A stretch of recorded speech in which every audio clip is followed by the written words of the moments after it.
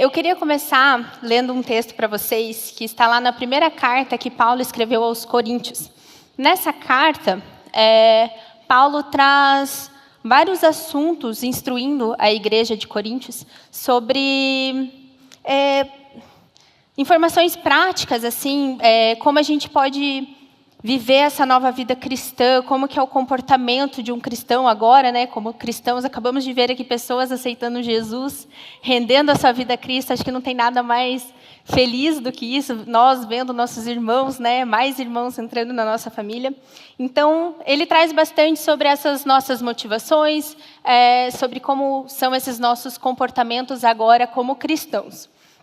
E, em específico, no capítulo 3, ele trata bastante sobre divisão, sobre vaidade, sobre inveja, egoísmo. E ele nos explica que esses comportamentos são comportamentos de filhos imaturos. Ou seja, de pessoas que aceitaram Jesus, que são filhos amados de Deus, porém ainda não vivem a vida espiritual. Vivem uma vida guiada pela carne. E lá em 1 Coríntios 3, do 6 ao 7, diz o seguinte: Eu plantei, Apolo regou, mas Deus é quem fez crescer. De modo que nem o que planta, nem o que rega são alguma coisa, mas unicamente Deus que efetua o crescimento. E é sobre isso que eu queria conversar com vocês. Paulo ali está nos ensinando que tanto faz quem ocupa tal cargo, quem exerce tal função, quem faz isso, quem faz aquilo, porque, na verdade, a única coisa que importa é Deus, é Jesus, é Deus quem dá o crescimento. Então, o título da minha mensagem de hoje é Deus quem dá o crescimento. E eu quero começar com o meu primeiro ponto, que não nos amoldamos ao padrão deste mundo. Então, se você gosta de anotar, anote lá o título da mensagem, o primeiro ponto, não nos amoldamos ao padrão deste mundo. Aí você me pergunta, tá, Kessia, mas como assim não nos amoldamos ao padrão deste mundo? O que é o padrão desse mundo? Se a gente não se amolda ao padrão desse mundo, a gente faz o quê? Se você for parar para pensar, o que o mundo diz para você? O mundo diz assim: antes dos 30, você tem que ter juntado na sua conta bancária R$1 milhão. Você já tem que ter o seu primeiro milhão. Você tem que se formar, ter tal diploma, ser assim, assim, assado, tal, para daí você ser alguma coisa, para daí você ser um bom profissional. Ou, mocinhas, estão procurando um marido. Não, mas o mundo diz, aquele menino tem que ter aquele carro, usar tal relógio, fazer não sei o quê, fazer não sei o que lá, porque daí ele vai ser um bom partido. E ao contrário também acontece. Os mocinhos aí, os jovens, não, eu só vou namorar uma menina se ela andar de salto todos os dias, acordar maquiada já, né? Toda maravilhosa, não sei o que, for perfeita, não sei o que. É tudo muito movido pelo ter, pela aparência. Vocês não concordam comigo? É bem diferente do que a palavra de Deus diz, né? E a gente para pensar nisso, a gente vê que as pessoas começam a se comparar muito, vira uma competição de quem tem mais, de quem aparenta alguma coisa a mais, ou, sei lá, ser mais rico, ou ser mais bem-sucedido, ou ser mais bonito, é sempre uma competição com um e com o outro. Como vocês sabem, eu tenho uma filha maravilhosa, a Bela. Ela vai fazer 1 aninho agora. Estou grávida do Luke. E eu tenho visto muito, o que tem me chamado bastante atenção é o assunto maternidade, né? Derrubei água. É o assunto maternidade. E eu vejo muito, assim, nas redes sociais, as mães reclamando muito dos filhos. Como se assim, ai, meu Deus, que sacrifício. Ai, que difícil. Ai, nossa, eu tenho um bebê, eu não durmo. Claro que não dorme. A criança precisa de 3 em 3 horas lá de mamar. Não tem nenhum estômago para conseguir dormir a noite inteira. Faz parte do pacote, né? Esse sacrifício está ali junto. E, em vez das pessoas focarem em tudo de bom que vem com a maternidade, com os filhos, às vezes acabam só murmurando, só reclamando. E até nisso tem a competição. Eu vejo o pessoal assim competindo com quem está mais cansado, quem fez uma performance melhor. Porque eu acordo 4h30 da manhã, faço meu devocional, tomo meu café, corro 20 quilômetros, não sei o quê, às 6 horas da manhã eu já fiz 300 coisas. Resolvi metade dos problemas do mundo e ainda são 6 da manhã. Mas é claro, acordou mais cedo que todo mundo, vai ter resolvido, mas também vai ter que dormir mais cedo, né? Mas as pessoas focam muito no desempenho, eu sou muito bom porque eu desempenho isso, eu faço aquilo, e é tudo na força do braço, e quer mostrar que tem sucesso, que está bem, tem uma vida boa, porque no seu esforço conseguiu alguma coisa. Porque assim, eu trabalho enquanto os outros dormem, então eu consegui o meu primeiro milhão com 30 anos, sabe assim? E isso é o que o mundo traz, a gente focar em ter, em performance, em aparência. Mentira, exatamente, focado em mentira. E o mundo fica nisso. E a gente aprende ali naquele versículo que eu li, no capítulo inteiro, Paulo falando que isso do egoísmo, da vaidade, né? De querer mostrar que é muito bom, ou a inveja, nossa, aquela pessoa conseguiu isso e eu não, ou a divisão em si, isso é coisa de filhos imaturos. A partir do momento que a gente aceita Jesus, a gente já não vive mais isso. A gente tem a oportunidade de viver o caminho mais excelente. E o que são os filhos imaturos, né? São aqueles que a gente precisa entender o seguinte: quando a gente aceita Jesus, a gente nasce de novo. Nós recebemos, os nossos olhos espirituais são abertos. Nós temos uma nova vida espiritual, certo? Todo mundo entende isso? E a nossa alma e o nosso corpo são os mesmos. Vocês viram as pessoas aqui entregando a vida a Jesus? Ninguém voltou a ser um bebezinho, saindo do ventre da mãe e assim por diante. Não, os corpos são os mesmos, as almas são as mesmas. Então, a gente vai se transformando conforme a gente vai se rendendo em Cristo. E enquanto a gente não se transforma, algumas atitudes ainda são de filhos imaturos, né? A gente vai e começa a patinar em algumas coisas, não desenvolve. Mas eu aceitei Jesus, só que eu estou vivendo essa vida aqui medíocre ainda. Provavelmente porque você está focado em você mesmo, porque você não está se rendendo a Cristo, e assim por diante.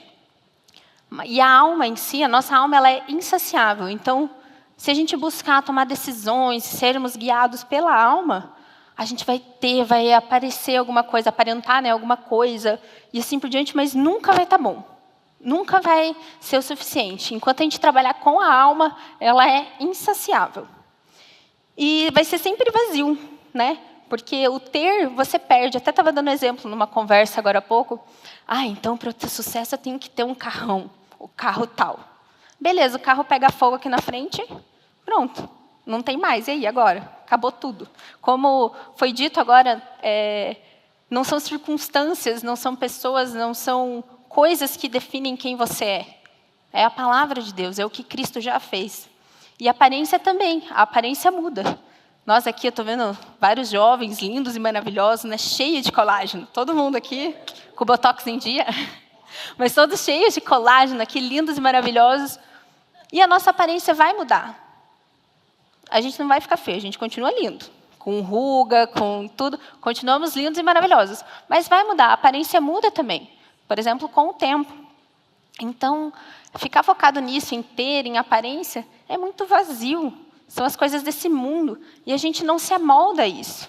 Nós, como os filhos de Deus, como cristãos, não nos amoldamos a isso. E ali em Romanos 12, 2, diz o seguinte. Prestem atenção em cada palavrinha desse versículo, por gentileza. Não se amoldem ao padrão deste mundo, mas transformem-se pela renovação da sua mente, para que sejam capazes de experimentar e comprovar a boa, agradável e perfeita vontade de Deus. Não se amoldem ao padrão deste mundo, mas transformem-se pela renovação da sua mente, para que sejam capazes de experimentar e comprovar a boa, agradável e perfeita vontade de Deus. Amém? Entenderam essa verdade? Somos cristãos maduros. Nós não somos os cristãos que ficam preocupados com nós mesmos, com egoísmo, com inveja, com divisão, com vaidade. Não. A gente sabe quem a gente é. E a gente sabe que ser o que nós somos depende de Cristo, não depende de nós. E eu gostaria de ler com vocês ali Efésios 2, do 8 ao 9. Diz o seguinte. Também prestem atenção em cada palavra desses versículos. Pois vocês são salvos pela graça, por meio da fé. E isso não vem de vocês, é dom de Deus. Não por obras, para que ninguém se glorie. Volta no versículo 8. Prestem atenção. Pois vocês são salvos pela graça de Deus. É Ele, o favor dEle, a misericórdia dEle nas nossas vidas. Por meio da fé. É por meio da fé em Cristo Jesus. A gente aprende todo domingo aqui, o nosso pastor Pio explica, fé é para o passado, é para o que já aconteceu. Não tem aquela coisa assim, eu tenho fé que amanhã vai fazer sol. Não, para o futuro é esperança. Fé é em Cristo Jesus. E é lá no passado, no que Ele já fez. E Ele já deixou tudo pronto para nós. Ele disse, tetelestai, está consumado.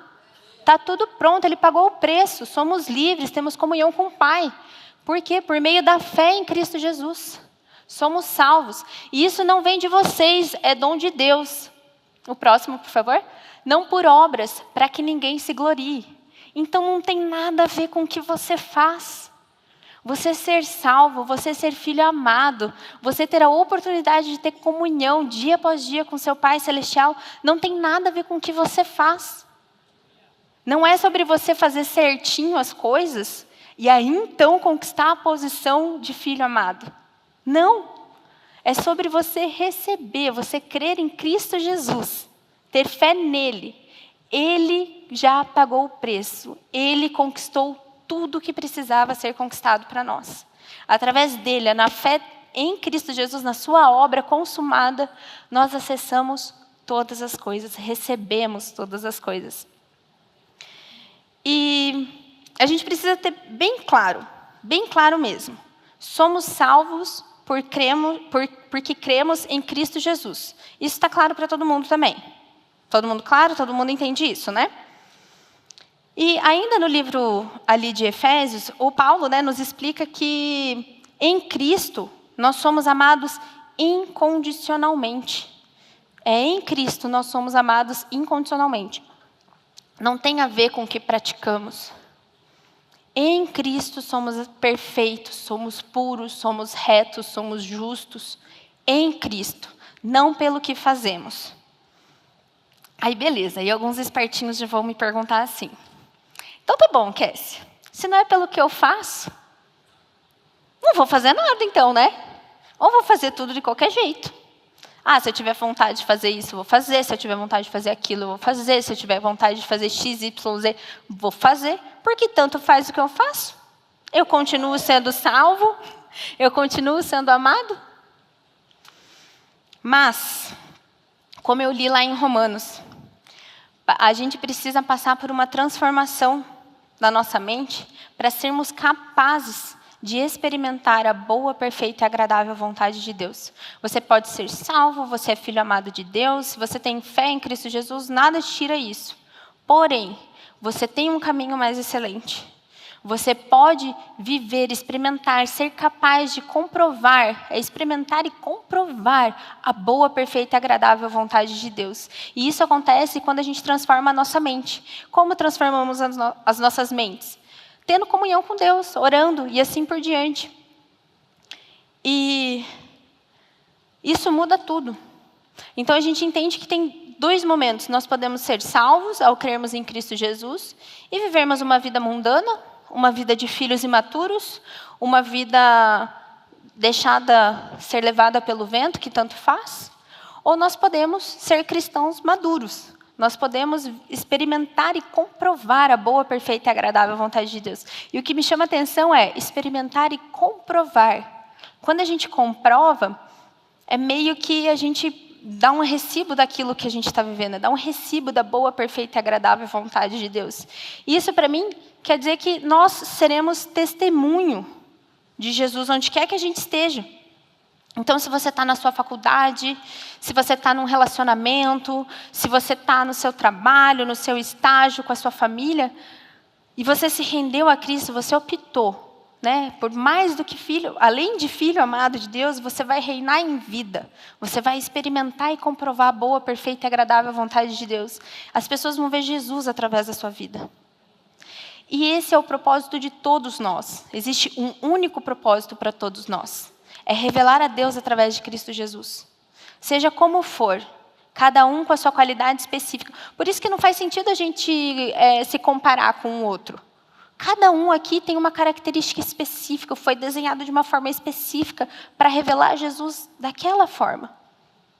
Não adianta, por exemplo, eu estou aqui e eu querer trazer a mensagem para vocês que nem o Lucas traz. Ele é muito fofinho, né? Mas não adianta, porque eu sou eu, Deus me deu essas características para falar com vocês. E com todas as pessoas que eu for falar. Deus deu aquelas características fofinhas para o Lucas, para ele falar a verdade, para ele pregar o evangelho. É cada um do seu jeito. E isso faz toda a diferença. Essa cilada de competição, não caiam. Principalmente a gente que vê bastante rede social, fica lá, TikTok, Instagram, né? Meu Deus, como é fácil a gente cair na cilada da comparação. Todo mundo tem a vida perfeita na rede social. Eu nem julgo, porque eu não vou postar meus perrengues, digamos assim, sabe? Eu vou postar meus momentos felizes, eu vou postar coisas alegres, coisas que eu quero me lembrar, coisas que eu dou valor. E daí a pessoa que está do outro lado da tela só vai ver isso. Só vai ver os momentos felizes, as coisas maravilhosas, e vai achar que tudo se resume àquilo. Que quando você, enfim, acontece alguma coisa muito boa, são só aquelas coisas boas que acontecem. Mas é porque a gente está tão voltado com os olhos para Cristo, que a gente só enxerga a boa mão de Deus na nossa vida. A gente não está nem aí para a circunstância. Uma vez eu perguntei, a gente estava num Café Prosperity, e saindo de lá, estava eu e uma amiga e mais alguns amigos, a gente pergunta assim, como que você lida com as circunstâncias, para um amigo nosso? E ele falou assim, circunstância? Que circunstância? Ele é tão maduro, que ele nem enxerga a circunstância, nem enxerga obstáculo ou coisas assim, porque ele está firmado em Cristo. Ele sabe quem ele é, sabe que circunstâncias não abalam ele, que as pessoas falam ou deixam de falar, não abala ele. Ele está firme em Cristo Jesus. Amém? E, fora isso, tirando aquela tese de tipo, não preciso fazer nada, então, já que não depende do que eu faço, ser filho amado de Deus, a palavra de Deus também diz que nós não somos preguiçosos. Olha aí, ó. A palavra de Deus diz que nós não damos lugar à preguiça. Esses dias eu li esse texto e eu fiquei pensando, nossa, toda vez que bate uma preguicinha, então, eu estou agindo contra a palavra de Deus. Que horror! Entendeu? Sabe assim, está cheio de louça para lavar. E você quer ver mais um episódio da série. Isso é preguiça. Entendeu? Você tem que fazer o que você tem que fazer. Não somos preguiçosos. Amém? Amém. Lambano? Somos seres espirituais, pessoal. E assim como seres espirituais, nós temos, como eu já disse, somos seres espirituais quando aceitamos Cristo, né, como nosso Senhor Salvador, que temos uma alma e habitamos em um corpo. E a alma e o corpo continuam o mesmo a gente tendo nascido de novo em espírito. Então é um processo, é um trabalhar, é uma transformação de mente para a gente experimentar experimentar e comprovar a boa, perfeita e agradável vontade de Deus. E daí você me pergunta, beleza, que é isso? A gente é espiritual. Já me pergunta assim, me olhando meio de assim, né? A gente é espiritual. Mas como que eu vivo isso? Como que eu vivo essa vida espiritual que agora eu tenho porque eu aceitei Jesus? Porque eu entendi que Ele é meu Senhor e meu Salvador? Como? É simples. Você precisa se render dia após dia a Cristo, orar, ler a Bíblia, ter comunhão com o Pai, ter relacionamento com o Pai. E assim você vai crescendo espiritualmente, vai comprovando, vai experimentando tudo que Deus tem para você dia após dia, em pequenas decisões. É aquela coisa assim, acordei, obrigada, Deus. Porque eu acordei e tenho mais um dia para revelar a Ti, Senhor. Por gentileza, Espírito Santo, usa a minha vida. Eis-me aqui. É assim, todos os dias, em pequenas atitudes, em todos os momentos. Se você vai no cinema, ora. Se você está no ônibus, indo do trabalho para a faculdade, ora. Ora pelas pessoas que estão ali naquele ônibus. Vai que tem alguém que precisa aceitar Jesus? Provavelmente tem. E você é a boca que vai falar de Jesus para essa pessoa. Não perca a oportunidade. Que o Espírito Santo, assim, invada os nossos corações, a gente se renda a Jesus e Ele entre em nós, né? Porque nós permitimos e nos encorajem a abrir a boca e falar de Jesus. Sabe? Não deixa a vergonha para lá. Deixa a preguiça para lá, ela não te pertence. Ela não faz parte dessa sua nova identidade. Nós somos cristãos maduros. Amém? E eu queria ler mais um texto ali para vocês. Em Efésios 2, 10, diz o seguinte. Porque somos criação de Deus, realizada em Cristo Jesus, para fazermos boas obras, as quais Deus preparou antes para nós as praticarmos. Meu Deus, esse versículo, eu já li umas 500 vezes, mas esses dias eu li de novo, e sabe quando ele fala com você, ele brilha assim nos seus olhos, por duas palavras em específico. A gente já aprendeu aqui domingo após domingo com o pastor Pio, que somos criação de Deus realizada em Cristo Jesus para fazermos boas obras e não por boas obras. Então, volto a frisar, não depende do que a gente faz. A gente é realizado em Cristo Jesus para fazermos boas obras, com esse objetivo. E outra palavra, as quais Deus preparou antes para nós as praticarmos. Antes. Ele já deixou tudo pronto. Quando a gente se rende a Cristo e a gente se dispõe a fazer assim a vontade de Deus nas nossas vidas, Ele já deixou tudo pronto, depende dele o resultado. Não depende da nossa performance, não depende da força do nosso braço, não depende de nada disso. Antes, Ele já deixou tudo pronto. Não é aquela coisa assim, você veio aqui, aceitou Jesus, né, nasceu de novo, está vivendo uma vida espiritual. Então Deus vai falar assim, não, espera só um pouquinho, deixa eu ver aqui algumas coisas para eu ir planejando umas boas obras para aquela pessoa fazer. Não. Ele já deixou tudo pronto. Ele já deixou tudo pronto antes. Quando eu li esse antes, assim, quase brilhou em neon assim na minha Bíblia, porque, gente, Ele já deixou tudo pronto antes, não depende de nós. A gente pode descansar nessa verdade. A gente pode descansar certos de que Ele já deixou tudo pronto, depende dEle e Ele já fez. Somos salvos por meio da fé em Cristo Jesus e agora podemos realizar boas obras. Podemos revelar Cristo Jesus. Aí você me fala assim, então, se eu vivo essa vida espiritual e é para boas obras, eu vou buscar fazer tudo certinho, tudo bonitinho, porque aí Deus vai gostar de mim. Porque aí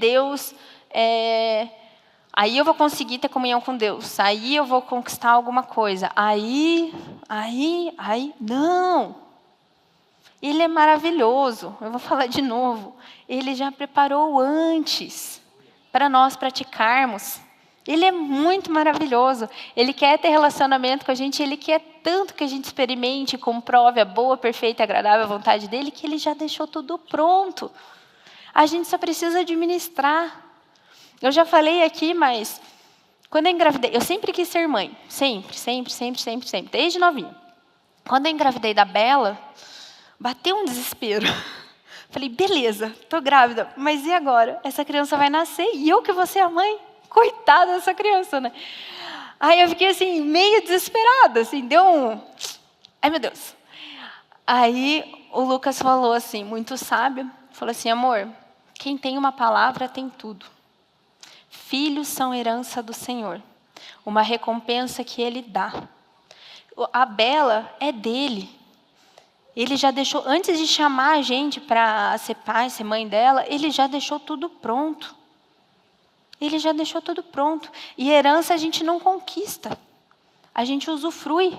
Então usufrua dessa maternidade, usufrua desse privilégio que é cuidar de um filho de Deus. A Bela é minha filha, mas a segurança dela, a provisão dela não depende de mim.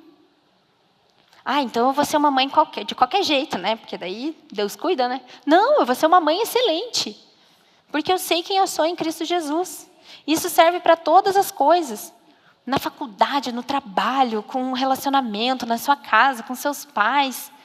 É ser excelente. Porque vocês sabem quem vocês são cristãos maduros.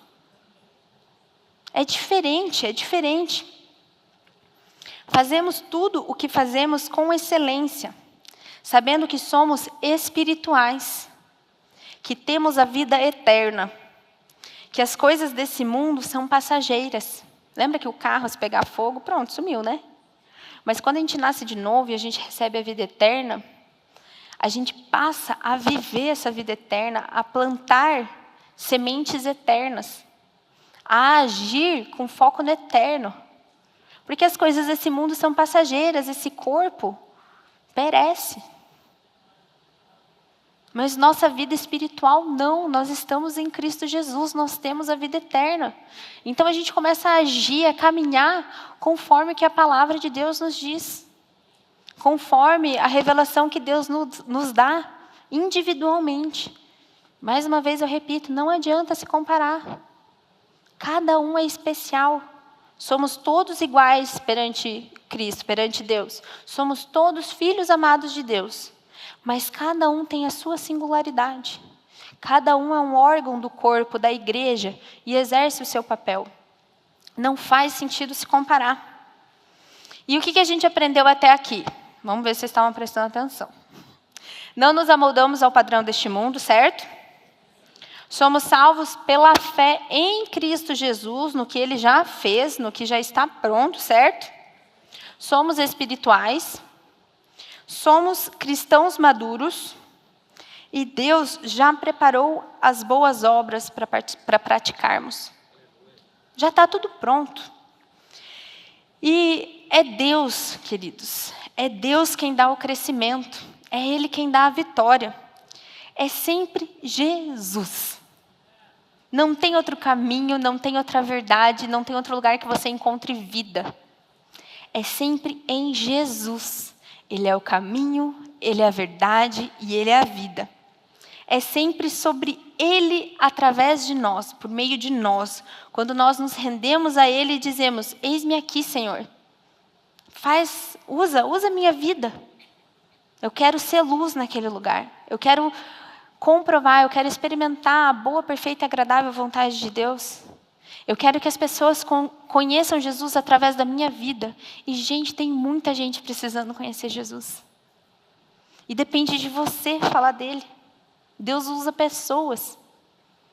Então, na tua faculdade, no teu cursinho, na tua autoescola, no teu estágio, no teu trabalho, para o seu namorado, para a sua namorada, para o amigo da sua namorada, para o seu irmão, para a sua mãe, para a sua tia, para a sua avó, para o seu sobrinho, para a sua sobrinha, para o seu primo, para todo mundo. Fale de Jesus. Para de tomar decisão com base em emoção. Fale de Jesus.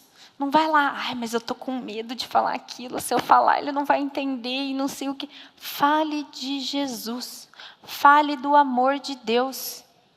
As pessoas anseiam, querem Jesus, elas sentem um vazio. Só Jesus pode preencher. E pode ser através da sua vida.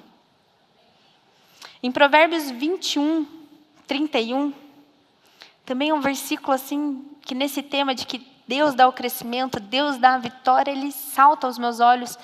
E quando eu li, mexeu muito comigo.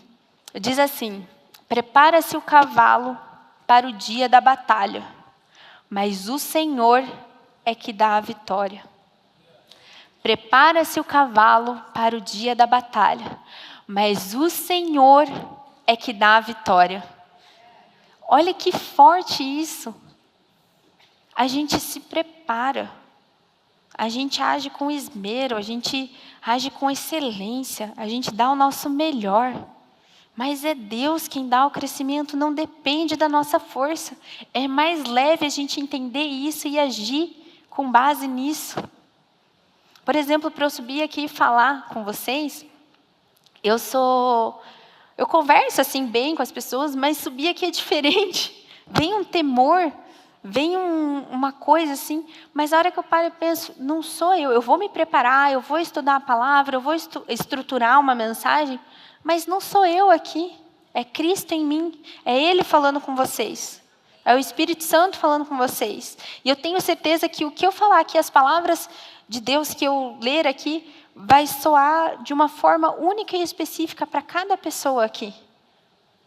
Porque Ele quer falar com você, Ele quer ter relacionamento com você. E quando ali o versículo fala, prepara-se os cavalos, isso também me chama bastante atenção, porque fala assim, não sejam negligentes, não façam de qualquer jeito, para várias situações. Por exemplo, se a gente trouxer para os dias de hoje, né? Na faculdade. Você vai lá só para aula para ter o tanto de presença, acho que 70%, 75% de presença que precisa ter para não reprovar. Nem estuda, nem presta atenção. E é isso aí, porque é Deus quem dá a vitória. Não. Você faz com excelência. Você vai na aula, você presta atenção, você faz resumo, você estuda, você ajuda seu colega. Você revela Jesus nisso também. Outra situação, você vai casar. Fica a dica, pessoal. Tem bastante gente aqui que eu sei que vai casar. E eu já estou declarando nos solteiros aqui também, viu? Todos vão casar. Amém. Você vai casar, o que você faz? Você vai estudar o que a palavra de Deus diz, qual que é o papel da mulher no casamento, qual que é o papel do homem no casamento, o que a palavra de Deus diz sobre a criação de filhos, o que a palavra de Deus diz sobre cada coisa, você vai se preparar. Eu tenho certeza que você não vai se arrepender em estudar, em se aprofundar na palavra de Deus, em viver isso, em experimentar e comprovar a boa, perfeita e agradável vontade de Deus em todas as áreas da sua vida. Não desperdicem isso que vocês têm nas mãos, é tão valioso. Está aí, disponível para vocês. Antigamente, antes de Jesus, as pessoas nem imaginavam que poderia existir essa realidade de ter comunhão todos os dias, todas as horas com Deus. Chegar limpo, puro, santo, reto, justo, livre diante de Deus. E nós temos isso hoje. Orai sem cessar. Amém? Então, queridos, vocês, a partir de hoje, vão se preparar. Vão fazer tudo o que vocês têm para fazer. Embaixo da autoridade de Cristo Jesus, sabendo que Ele é o Senhor e que é Deus quem dá o crescimento. É Deus quem dá a vitória. Vocês vão agir no dia a dia nesse descanso, nessa certeza, que não depende da nossa força. A gente faz, e eu tenho certeza que quando você confia no Senhor, os resultados que você colhe, quando é Ele que dá o crescimento, quando o resultado vem dEle, você sabe que não depende da sua força, são abundantemente maiores do que quando você tenta com a sua própria força. Você tenta embaixo de vaidade, de egoísmo, embaixo da carne, embaixo de filhos maduros, que nós não somos, nós somos cristãos maduros, amém? E para encerrar, eu gostaria de ler 2 versículos novamente e já encerro com vocês. Lá em 1 Coríntios 3, 6, 7 diz: Eu plantei, Apolo regou, mas Deus é quem fez crescer. De modo que nem o que planta, nem o que rega são alguma coisa, mas unicamente Deus que efetua o crescimento. Em Cristo, o resultado não depende da nossa performance. Não esqueçam disso. Fiquem firmes em Cristo e continuem abençoados. Quando Abraão ouviu a tua voz, o seu coração se encheu de fé em seu caminhar. Cada passo seu se vê.